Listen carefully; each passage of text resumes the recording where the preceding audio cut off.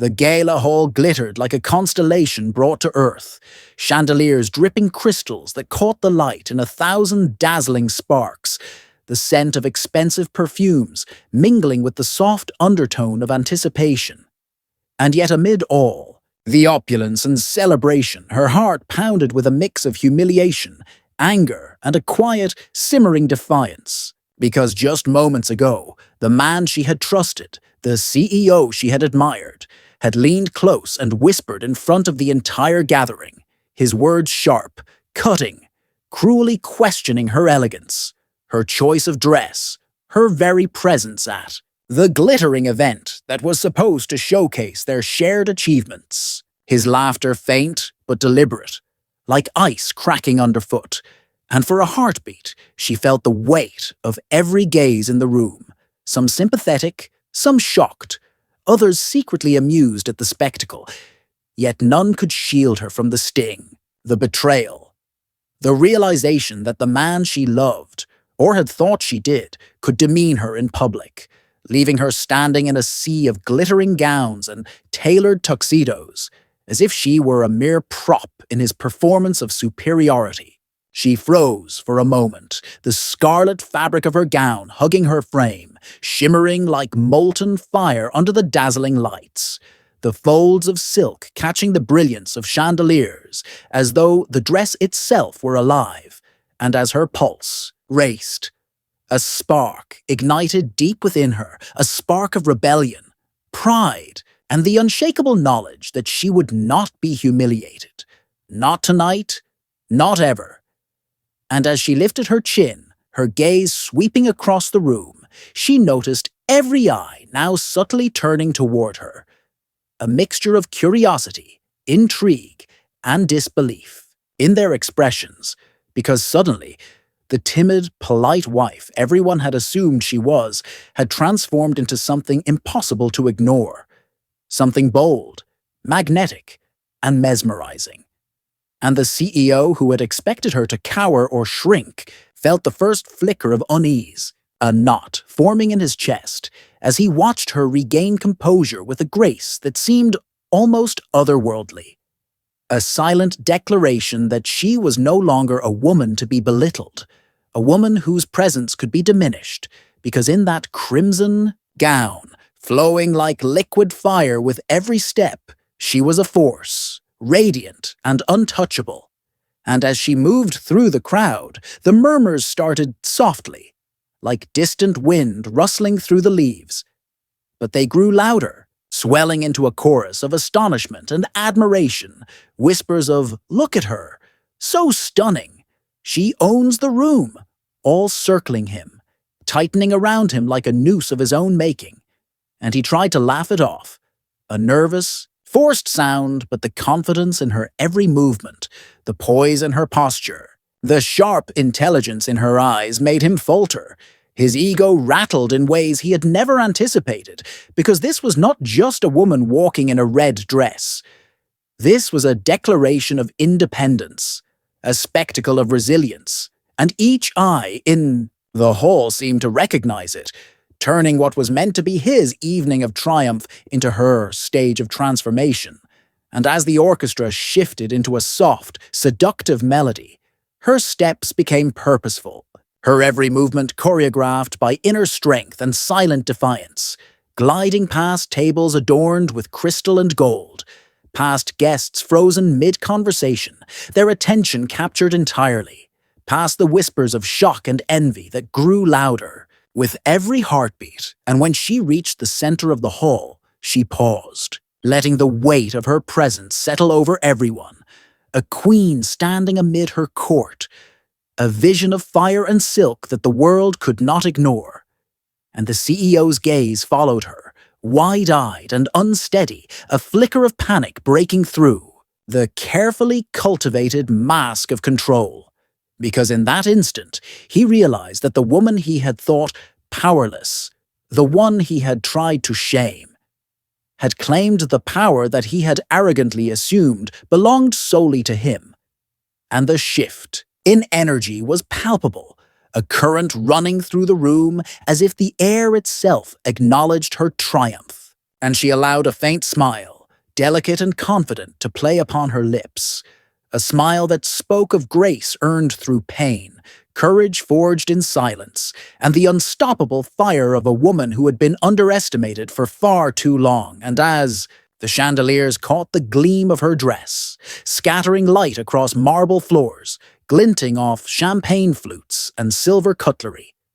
she descended the grand staircase with the poise of royalty, each step a beat in a symphony of admiration, and each movement a reminder to the CEO that his mockery had failed, that the narrative of the evening was no longer his to dictate, because she had taken control in a way words could never capture.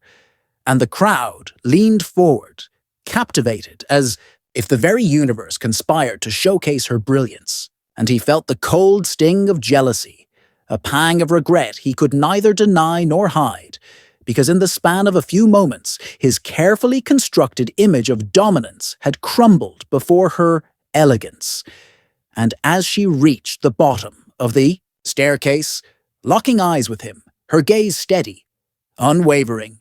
there was no anger, no malice, only the quiet, undeniable assertion of her worth, her power, and the reality that she had transformed the moment of her humiliation into an unforgettable spectacle of triumph, a lesson wrapped in silk and fire that no one in that glittering hall would ever forget.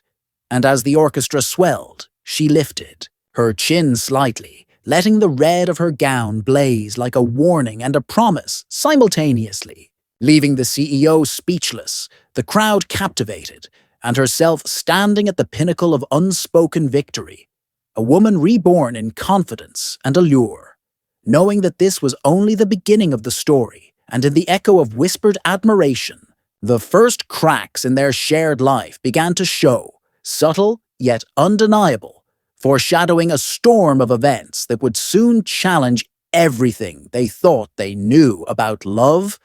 power, and respect. The morning after the gala, the city buzzed with whispered stories and viral snapshots of her striking appearance, the red dress, the confident smile, the way she had transformed an intended humiliation into a spectacle of power. And while society's elite buzzed with admiration, he sat in his high-rise office, the skyline sprawling behind him like a reminder of his control over business, yet feeling a rare, unfamiliar knot of unease tightening in his chest, replaying every glance, every whisper, every spark of attention that had followed her down the staircase. And for the first time, he saw not the woman he thought he knew, the one he could dismiss or embarrass, but someone who had eyes like fire, a presence that commanded the room, and intelligence that shone as brightly as her dress had. And the more he thought, the more he realized how deeply he had misjudged her, how blind arrogance had allowed him to treat her as if she were an accessory to his life, rather than the force she was. And even as he scrolled through social media posts praising her elegance, the comments painting her as a goddess, a queen, a woman who had turned his cruelty into her triumph, he felt the sting of regret, an unfamiliar bitterness he had never tasted before. And she, meanwhile, woke in a quiet apartment she had rented secretly, away from the chaos of his world, the morning sunlight spilling across the floor, like a promise of new beginnings. And as she sipped her coffee, the memory of the gala replayed vividly, each moment of tension and triumph filling her with a heady mix of exhilaration and resolve, because she knew this was not a victory born of vanity, but of awakening, a declaration that she would no longer allow herself to be diminished, underestimated, or mocked. And as her phone buzzed with congratulatory messages from friends, colleagues, and strangers who had admired her boldness, she allowed herself a small, private smile, knowing that tonight, at the next gala, the next board meeting, the next public event, she would step further into this newfound power, her presence becoming a statement that no one, not even the man who had tried to humiliate her, could ignore. And the CEO, meanwhile, found himself walking through his office, restless, haunted by the memory of the way heads had turned when she smiled, The way whispers had followed her every movement, the way admiration had flooded the room, and in a rare moment of vulnerability, he questioned himself, questioning his actions, his arrogance, and the way he had treated the woman whose strength he had never truly recognized. And the more he reflected, the more he understood that he had underestimated not just her elegance, but her resilience, her intelligence, her capacity to turn pain into power. And the thought unsettled him, stirred something unfamiliar. Respect mingled with fear, admiration tangled with regret. And as he prepared for the day ahead, his mind could not escape the memory of the red dress, the way it had clung to her, moved with her, and drawn every eye. And in that haunting realization, he knew the game had changed. The balance of power had shifted, and she would never again be the woman who waited quietly behind his shadow because her confidence had become a weapon, her presence a declaration, and he could feel the consequences of his past arrogance rippling into every future interaction. And as she arrived at the office later that week, walking past his assistant with a graceful nod, he caught sight of her, and for a heartbeat, the world seemed to stop, because she carried herself not with fear or apology, but with unshakable dignity. The same red dress, now replaced by a sleek, modern ensemble. Yet the fire in her eyes and the posture of command remained, and as she passed him, their eyes locked, a silent conversation passing between them, filled with unspoken truths, challenges, and recognition. And in that exchange, he realized that the woman he had tried to control, the one he had humiliated, had become untouchable in her poise, untamed in her presence, and unstoppable in her determination. And as the day progressed, rumors of her influence spread through the office like wildfire, colleagues drawn to her intellect, charm, and resilience. And he watched helplessly, understanding that admiration was no longer his domain alone, that she commanded it effortlessly, naturally, and with each interaction, each glance, each whispered compliment in her direction, he felt the subtle erosion of his ego, a gradual, undeniable acknowledgement that he had created his own rival, not through malice, but through underestimation, and the tension between them thickened, unspoken but electric, charged with the awareness that nothing would ever be the same. And as the week wore on, social media posts of her gala appearance continued to go viral, articles praising her elegance and strength multiplying, while he found himself obsessively checking mentions, shares, likes, and comments, unable to escape the reminder of her triumph, and she in turn navigated her rising social power with finesse, attending meetings, handling negotiations, and offering subtle, confident glances that reminded him and everyone else that she was no longer the silent observer of his world, but an active, commanding presence, a force reshaping dynamics. And the CEO, watching this unfold, could feel his carefully curated control slipping, his arrogance meeting its match, and a part of him, unwilling yet undeniable, began to admire her even as he feared her, realizing that the woman he had shamed had risen, not just in public opinion, but in her own inner strength, a strength that could challenge, surpass, and perhaps even humiliate him in return. And as the week reached its end, with another gala on the horizon, both of them preparing for the next public display, the tension between them had transformed into an unspoken duel, a battle of presence, confidence, and recognition, where every glance, every step, every word could tip the scales. And as she adjusted her sleeve, straightened her posture, and stepped into the sunlight filtering through her office window, she knew she was ready to face the world again, not as the woman humiliated by her husband, but as the woman who had taken control of the narrative, who had rewritten the story of the night, and who was poised to continue leaving him and everyone else in awe. The night of the next gala arrived. The grand hall transformed into a sea of crystal chandeliers, golden tableware, and a glittering crowd dressed in their finest. Yet this time, all eyes seemed to anticipate something different, a sense of curiosity and tension hovering like electricity. Because the whispers of the previous gala had spread far and wide, and everyone who had witnessed her radiant red dress, her poise, her courage in turning humiliation into triumph, now waited to see what she would do next. And she arrived with a confidence that radiated from every step. Her dress a deep, mesmerizing shade of ruby that seemed to glow under the chandeliers. Her hair perfectly styled, her makeup flawless. But it was her aura, a combination of elegance, defiance, and quiet. Power that drew attention before she even reached the main hall. And the CEO standing near the center felt a tightening in his chest, his heartbeat erratic as he watched her, the memory of the previous gala flashing vividly, the way every gaze had followed her, the hushed murmurs of admiration and envy. And he realized that tonight would be no different, except now he could not hide the realization that she had become untouchable, that she had mastered the art of commanding attention and respect simultaneously. And as she moved through the crowd, she greeted people with smiles that were warm yet tinged with challenge, the kind that made everyone wonder what lay beneath. The surface of such serene composure, and when she reached the center stage, the spotlight seemed to follow her naturally, as if acknowledging her dominance over the room. And she paused, letting the eyes of hundreds, perhaps thousands, take in her presence. The elegant curve of her neck, the confident tilt of her chin, the fire in her eyes that spoke volumes without a single word, and the CEO, unable to move, watched her, a mixture of awe, fear, and admiration flooding him, as he felt the walls he had built around his ego cracking under the brilliance of her presence. And then,